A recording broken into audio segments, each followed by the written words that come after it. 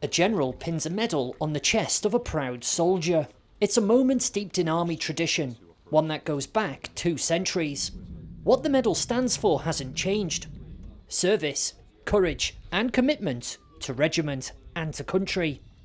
Here at Catterick Garrison, it's the 1st Battalion, the Royal Yorkshire Regiment, on parade, and these men and women are rightly being recognised for their recent operational service.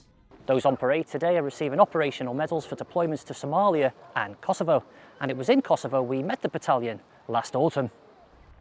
One Royal York's deployment to the Balkans came during the 25th anniversary of the Kosovo War.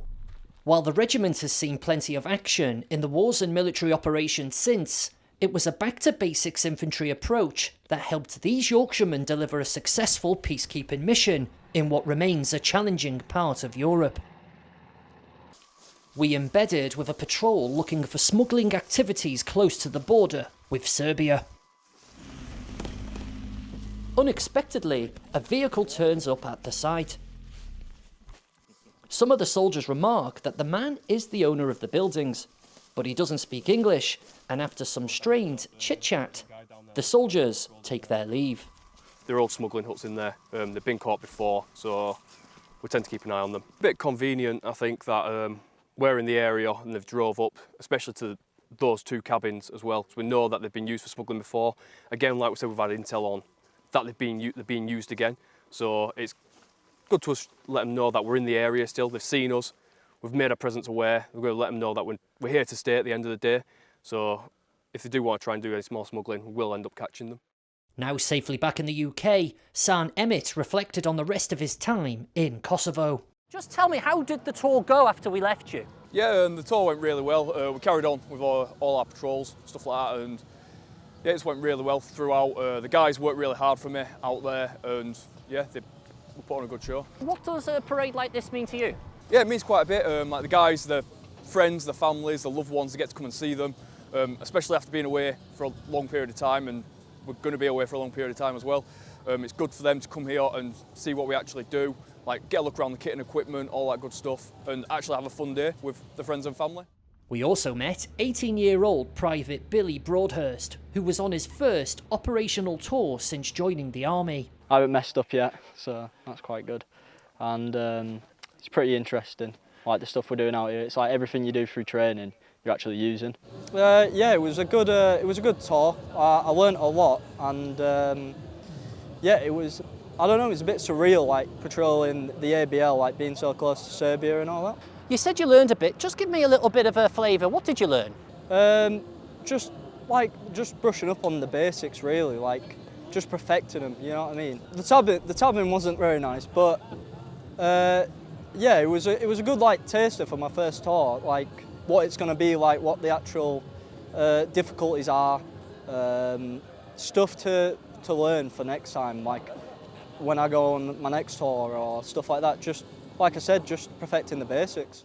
For the commanding officer, a medals parade is about more than just recognising the soldiers. Today's really important for us. We are a family regiment. Today recognises not only those who are getting medals, but also everyone in the battalion who the last year has retained our readiness commitment, both as the Strategic Reserve Force, where we got medals today, but also as the ARF and other operations which we continue to deliver. It's not only those on parade who we're recognising, it's the families who give up so much and enable us to do so much, which is why it's great to see we've got over 700 people here today to join us, come together as a county regiment, a family regiment, and mark for today together.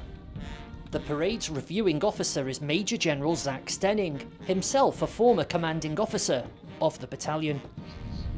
We gather to recognise what has been another exceptionally demanding and rewarding 12 months, not only for those on parade, but also for those seated behind me, whose sacrifices and support are equally vital. It was an honour getting it from the Major General Stenning. I think that's a big honour in my eyes, getting it from a colonel who, to be fair, I wasn't even alive when he joined the regiment, so like I said, it's a big honour.